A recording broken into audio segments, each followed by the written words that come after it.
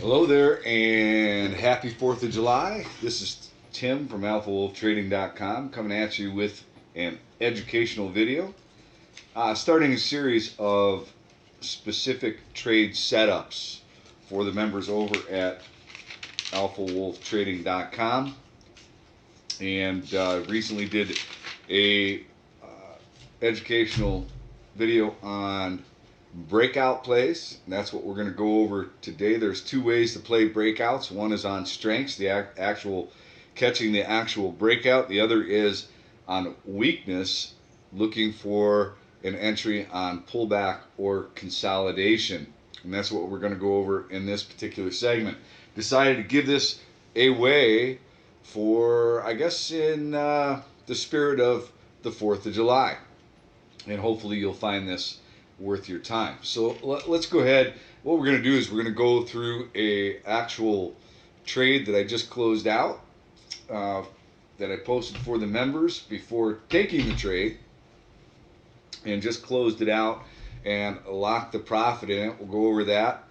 But let's talk about what it is. You know, look, if you're just starting out as a trader, or if you're even an established trader, one of the best things that you can do is find one or two specific types of setups that you can get really, really good at, master, and continue to look for those opportunities and play those trade setups over and over again. Now, different setups work in different market climates. Now, breakout trades you have to have some specific requirements of what's going on for them to work in your favor. So let's talk about what those things are. First of all, you want to make sure that you have a upward trending market. Okay, and what I mean by, and how do we know that we have an upward trending market? Well, you look at the majors, right? You look at the NASDAQ, you look at the SPY, you look at the IWM, you look at the mid caps, right?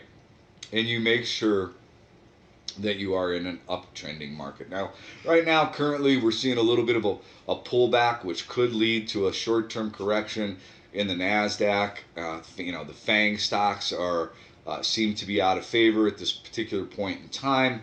Semiconductors, which have been on a huge tear, also pulling back. So we're seeing a little bit of some pullback there, but still we are in a clear upward trend, right? Take a look at the NASDAQ.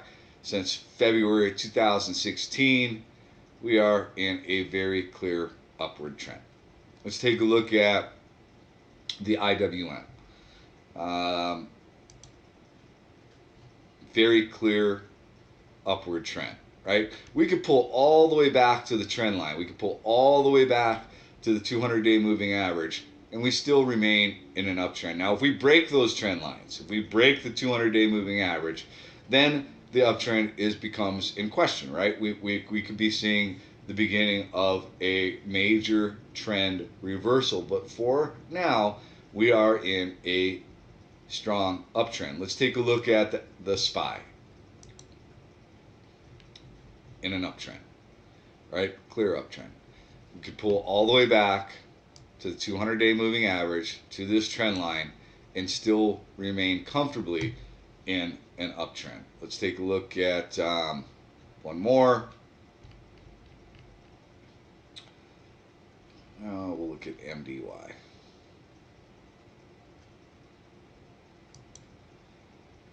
Mid caps.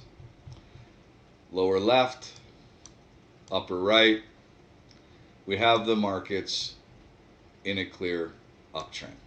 Okay, so that's one component that we want to see for this particular trade. We have it. We have a upward trending market. What's the next component? The next component is the sector. We want to see the sector. We want to be involved in a hot sector, right? So for this particular example, in the trade that I just closed out, we're going to take a look at MLCO. And the sector for that just to confirm, is this one here. Resorts and casinos, right? We are in an uptrend since 2016. We have upward sloping short-term and longer-term moving averages, which is a key component.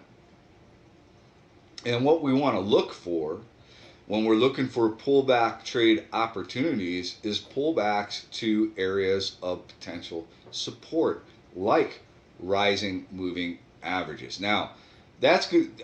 Where these entry points are depending upon your time frame of how long you're looking to hold the stock, whether you're a day trader, short-term swing trader, long-term investor.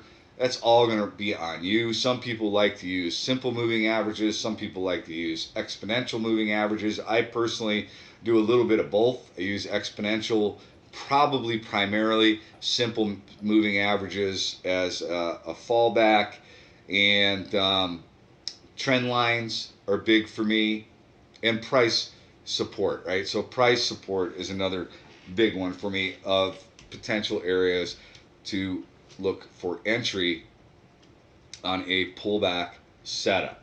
So you could use shorter term moving averages. I use the 8 EMA and the 15 EMA. Some people use the 10, the 20, the 50, the 100, the 200. Those are really the main. There's people that use the 150 EMA. So really it comes down to your preference of where you may look to want to take an entry position.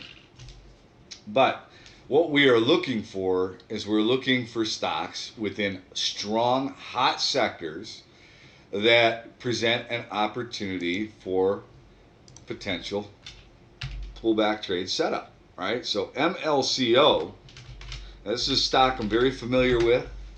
I've traded it many times in the past, and I actually traded it back here and was looking to potentially get back in it once again.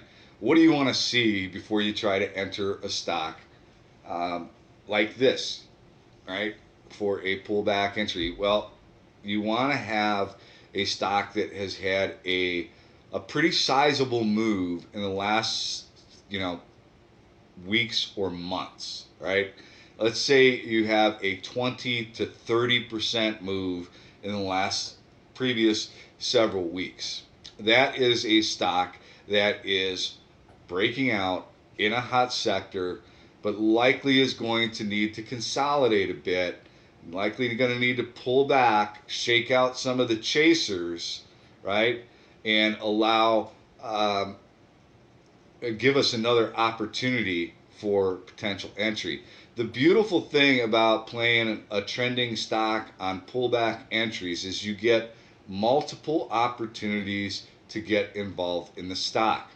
Once the trend is established and you have clearly defined areas of support, you get multiple potential entries for that stock. So let's take a look at MPEL and talk about why I got involved, or why I started even watching the stock. Already knew it was in a hot sector. What it did was it wound up breaking this trend line here. Okay?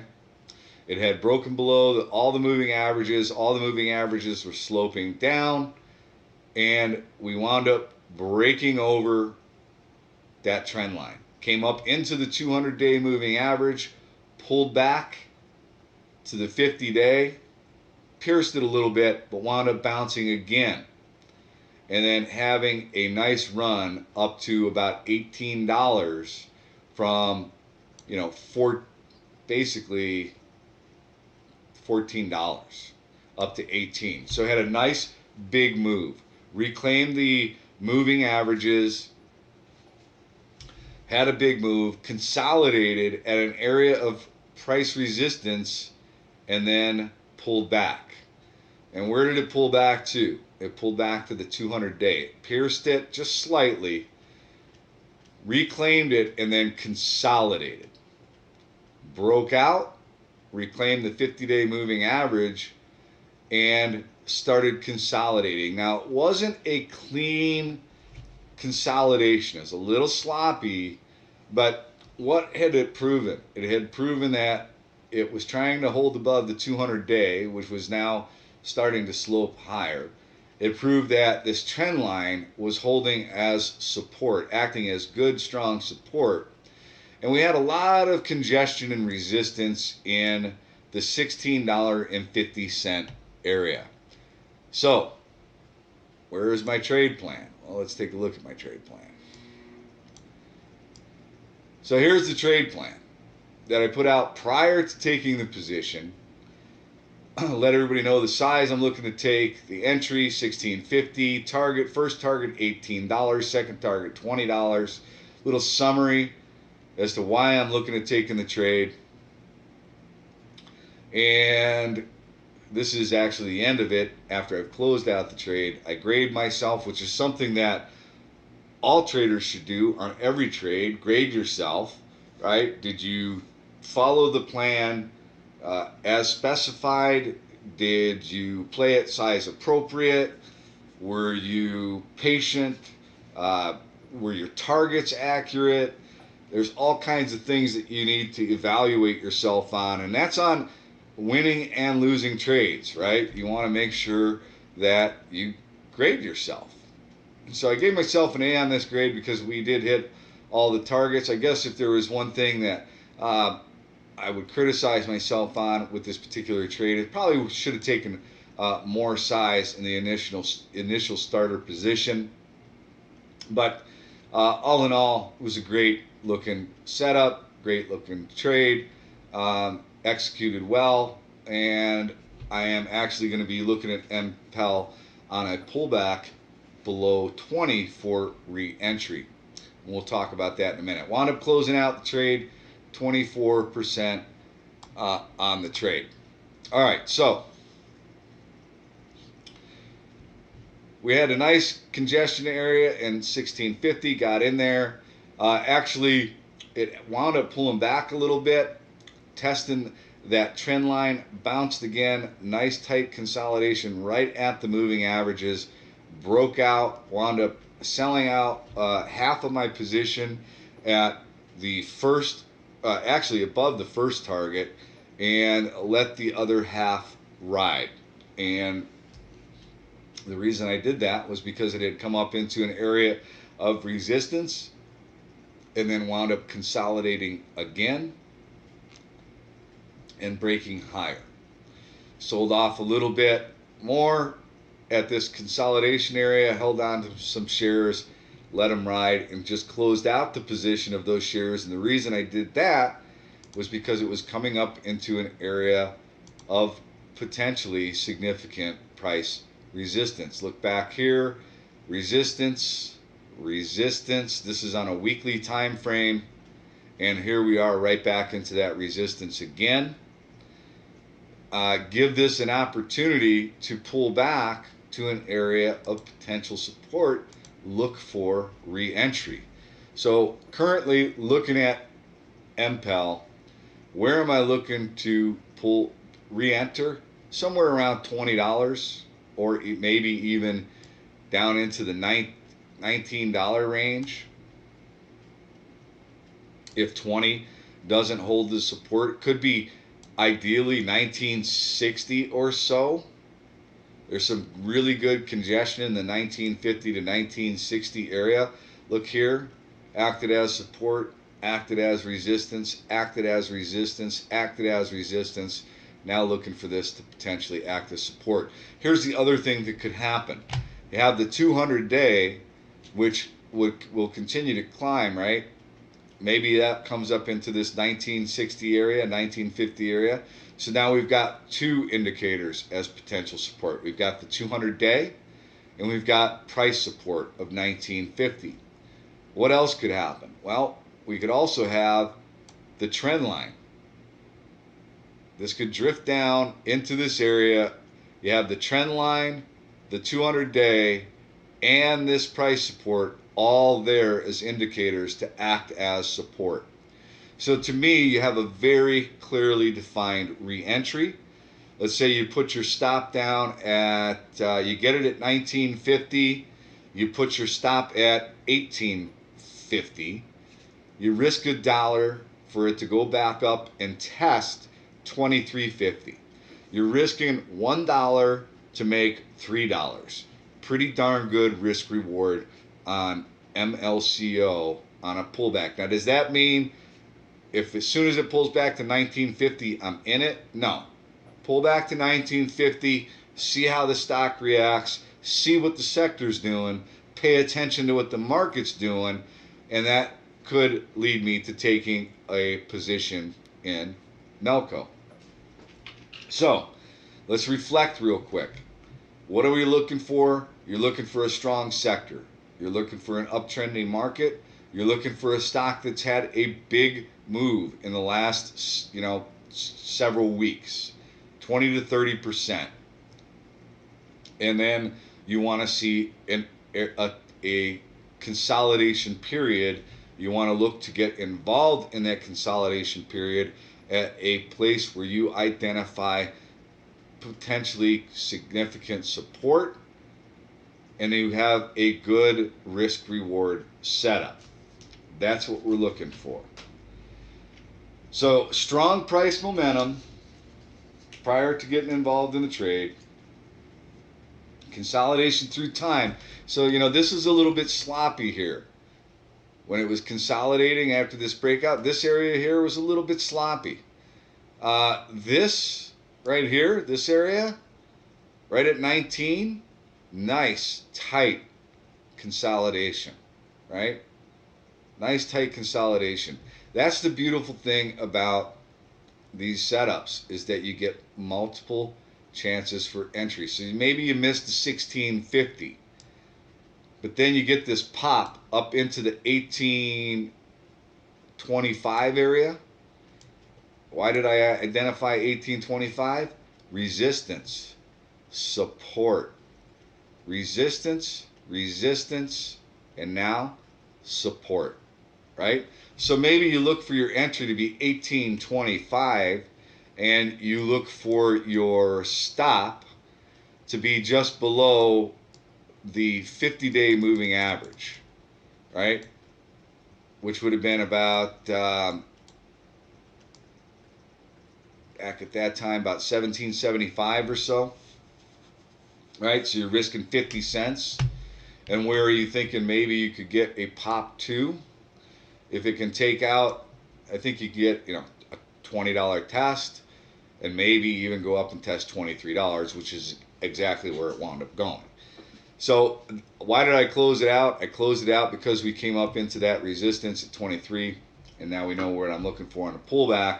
But there was, if you missed the 1650 entry, there was another opportunity at 1825. Still in an uptrending sector, in an uptrending market. All right. One of the requirements you want to make sure you have with this particular trade, you want to make sure you've got at least 100,000 shares trading per day, right? You want to have some liquidity to be able to get in and out of a stock. So with the low floaters, if you've got a stock that trades 14,000 shares a day, much more risky trade. Not saying that you can't trade them, not saying that you can't play them. You just have to make sure that you have some liquidity there to be able to get in and out. So maybe with those particular types of trades, you actually are waiting for more of a confirmed breakout instead of buying within the congestion area, unless you're very comfortable taking it. Look, if you're taking it as a lotto type trade, there's nothing wrong with that. But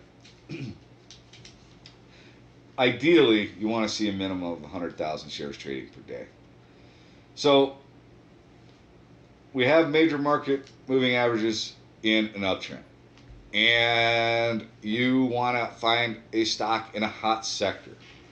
So one of the things that I go through every single day is I do go through the sectors on an individual basis, take a look at what's trending, what's looking hot, and that helps me find individual stocks for potential trading opportunities. So one of the things we're going to talk about right now is how I find those individual stocks. Well, let's take a look at another sector that I think is extremely hot sector, probably in its infancy stages in terms of where I think it's going in the long term. I'm actually looking to put this ETF in my long-term hold portfolio. This is robotics and artificial intelligence, um, robotics and automation. As you can see, this has been in a long-term uptrend since 2016. We've gotten a bit away from the 200-day. We are pulling back just a bit, and I am actively watching this sector for a potential opportunity to get involved. Robo, looking for it to get down maybe into the 32. You know, it's held this trend line as support for over 2 years. I'm looking for it to hold as support once again. I've got price support in this area, 32 bucks. I could have the 200-day in that area by the time it gets down to 32 bucks, and I can have the trend line. So price, trend line, and 200-day could all act as indicators of potential support. Now, if it breaks that, you know, am I done with Robo? Am I not going to look at it anymore? No, the sector becomes in question, right? It is breaking the long-term trend line, and it certainly becomes concerning. But I will continue to watch it for an area of potential support. At some point, it will go from, at some point, it will come back into favor. Don't know when that will be, but we'll continue to watch Robo. All right, so Robo. I know it's a hot sector. I don't really, what if I just want to trade a stock within the sector? How do I find that? Well, you go to etfdb.com, right? And you put in the ETF. You scroll on down here and you take a look at what it does is etfdb.com shows you all the different stocks that are in this ETF along with the weighting that they have within the ETF. So we'll just pick one right here up at the top, AVAV. Let's take a look at AVAV and see what it looks like on the daily time. Well, this just had a beautiful breakout after a nice long consolidation, right? At an area of potential price resistance on big volume. So you may have missed a breakout on this one, but that doesn't mean that you can't find an opportunity on a pullback, right? Where could that opportunity be? Could be at $33 or so. What was resistance becomes support, right? It's grinding out of the upper Bollinger Band. It's overbought. You missed the breakout, but maybe as this drifts down on lower volume, pulls back to an area of support, that could be an ideal entry. Could look for a pullback to the 8 EMA. Could look for a pullback to the 15. Could look for a pullback to the 50-day. And that could be the ideal entry for a bounce.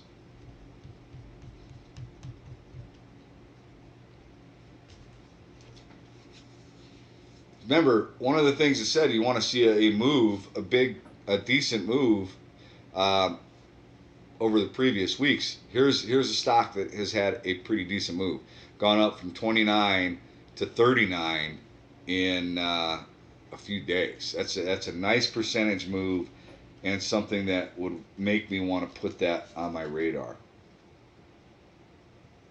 So let's talk about how or why this particular trade works. All right, so we've got a sector that is in an uptrend. Let's say you're a hedge fund, pension fund, mutual fund that wants to build a position in Melco, right? You just had a trend reversal. The sector is heating up. You want to build the position. You have a billion, $5 billion hedge fund, and you want to have a 2% or 3% position in Melco. Well, 2% of a $5 billion hedge fund is a lot of money. And you can't just go out and buy your entire position, right? You buy it and then you let it, and then they're not buying it for a 50 cent or a dollar move.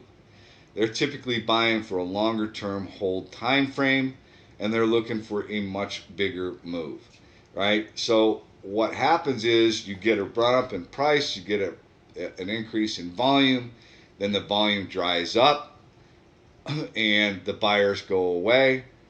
And what happens? Well, let's just take a quick example here. If you were trying to buy this little flag pattern after this pop out of the upper Bollinger Band, and you're trying to buy it for a breakout over 20, and you bought it at 1950 as it tried to take that out, right? Take out that resistance, failed take out there, a couple of little candles there. Boom, all of a sudden it dropped like a rock. Funds will let that happen sometimes. Sometimes they come in and they defend the rising moving averages. They'll come in and they'll defend the 50 or the 20-day moving average, and sometimes they'll let it slice right through. And that creates some panic, creates some fear, gets people to dump their shares. What happens? You start seeing volume start to increase, you start to see some consolidation, and then all of a sudden you get a volume spike because the hedge funds are rebuilding that position, and boom, it starts to move higher.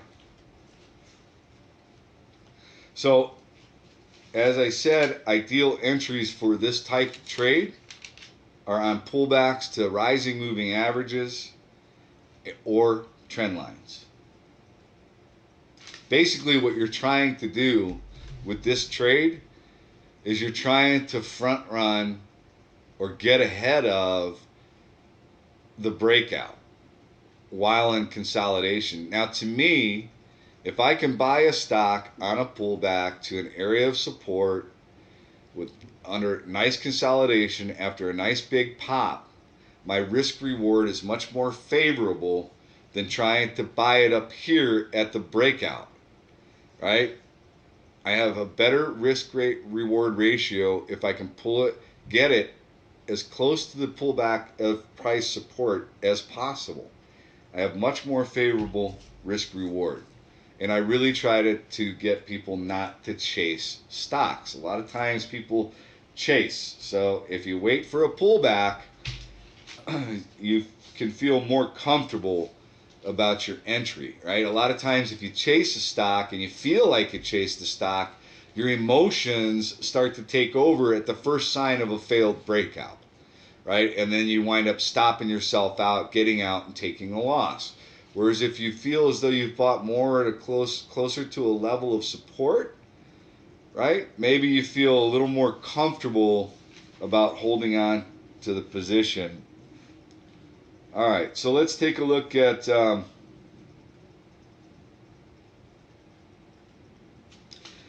what happens when you start, so if you start buying a dip and the stock no longer is bouncing off the dip, what is that telling you? Right? The market is telling you that something's changed, right? Either for the sector, like for example, right now the FANG stocks or even the casino stocks, right? The dip buying isn't really working right now, okay? So what is it telling us? It's telling us that maybe there's some sector rotation going on. Right? Money may be flowing elsewhere. For example, right now, an area of money could be flowing is the financials, right? They've actually been in, this is not real super clean, but been in an area of consolidation in an uptrend, but really haven't gone anywhere since November of last year, consolidating, right? Got up here, popped up to 25, pulled back. Here we are at 25 again. Maybe, pulls back to the 200-day. Actually, what happened was it just broke over this trend line, got a little pop, pulled back to the 50-day, good entry right there at the 50-day, right? 24 bucks, nice round number. Oftentimes you see round numbers act as good areas of support and resistance. But you look at this and you say, okay, pull back to 24, the 50-day. That could have been a great entry for a swing in the XLF. Perfect bounce spot, right? Went from 24 to 25 bucks, and now we're testing that resistance. This could have been your first target. You look to scale and see if this, lets some ride and see if it can take out new highs. So sector rotation. If you can't find a sector to go into, because if you can't find a sector that's showing strength or bucking the trend, then what do? You sit on the sidelines. You raise cash. You reduce the size of your trading positions. Reduce the size, right? Scale it down a bit. And be patient. Be much more selective with the trades that you try to take.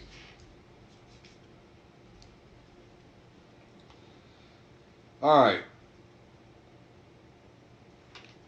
The beautiful thing about this trade is if you do have an uptrending market, right? And you do have an uptrending sector, right? And you have consolidation. At some point, sooner or later, you are going to get the breakout, right? At some point, sooner or later, if everything stays trending up and you've got a stock that is in tight consolidation, at some point, it will catch up to the sector, it will catch up with the market, and you will get that breakout.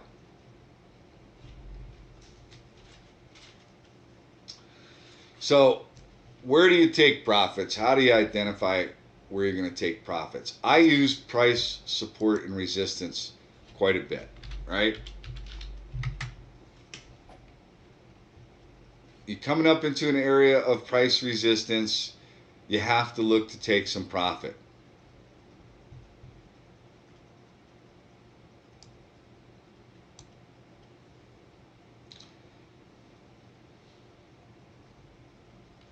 And typically, I like to identify at least two areas for potential profit taking.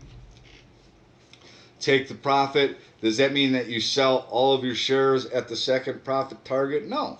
You could choose to sell 3/4 of your shares and hold on to 1/4 of them and let the last of it ride to see if you get some good follow through, potentially get a crazy runner, right?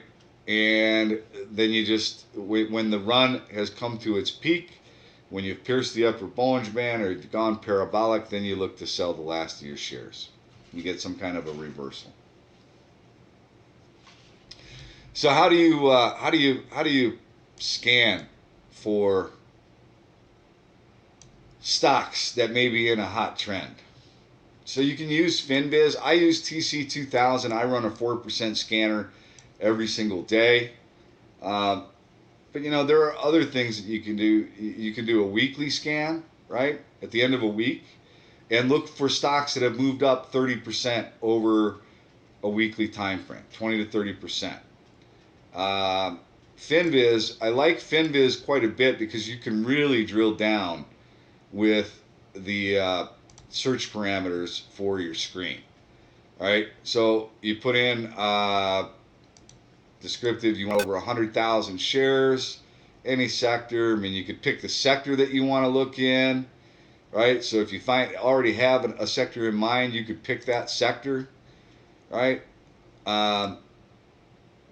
You go to your fundamentals, and one of the things I focus on at alphawolftrading.com quite a bit is insider transactions.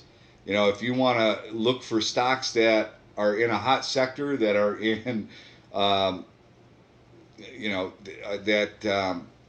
that have insider buying, you can set that in your parameter. You know, say I want to see stocks with insider buying over 5%, right? Institutional ownership. Maybe you want to see stocks that have institutional ownership that's under 50%, right? Still, you can still get some institutions jumping in, which helps, you know, drive the price higher. Or maybe you just want to see institutions that are positive, institutional transactions that are positive, right?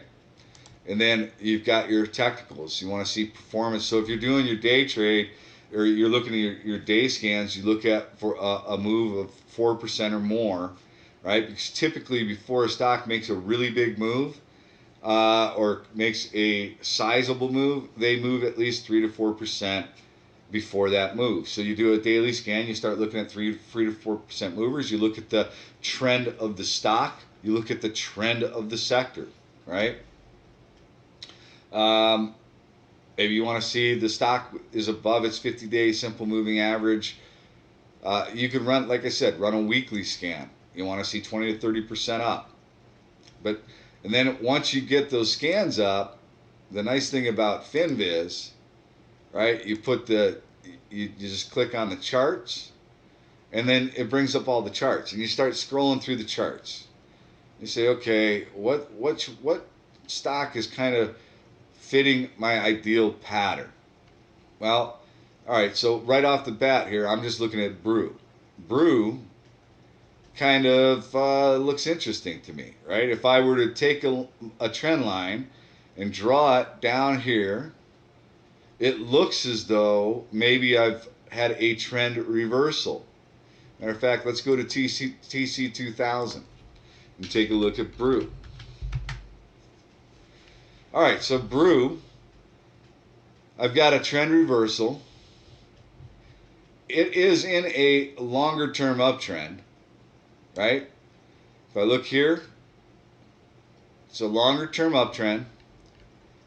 It had a short term pullback for a while.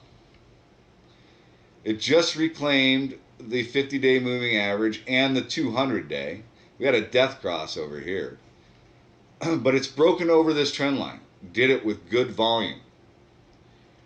Held the 200-day. We just got a golden cross here. The 50 just crossed above the 200-day.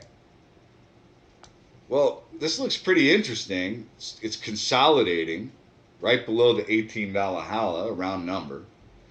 How's the sector look? Yeah, sector looks pretty good too. As a matter of fact, the sector looks like it could be at an area for potential bounce. We've got the trend line and the 200-day. Actually, you know what? I'm gonna actually change something here. We're doing this live. So actually the trend line, now that I take a better gander at this, it was in an uptrend, the sector, broke below that trend line, still above the 200-day moving average. So the 200-day is a pretty critical spot for this particular sector.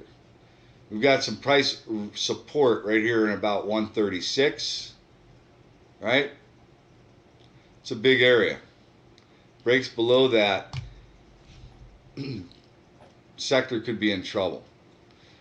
If the sector's in trouble, guess what? The odds of Brew being able to break out, probably not that great. But this has got a pretty interesting look. Pull back to 16. Ideal entry for me on this one would be as close to $16 as possible, right? Nice support in this area. Acted as support, acted as resistance, acted as support, right? I like Brew quite a bit. Want to see the sector maintain and resume its uptrend, but not a bad looking setup. And I found that in a matter of, what, A couple of minutes right there on Finviz. All right. Listen, I hope this video helps you. Remember, this particular trade setup, you are looking for an uptrending market, you're looking for an uptrending sector, and you're looking for a stock that has price momentum. Okay? All right.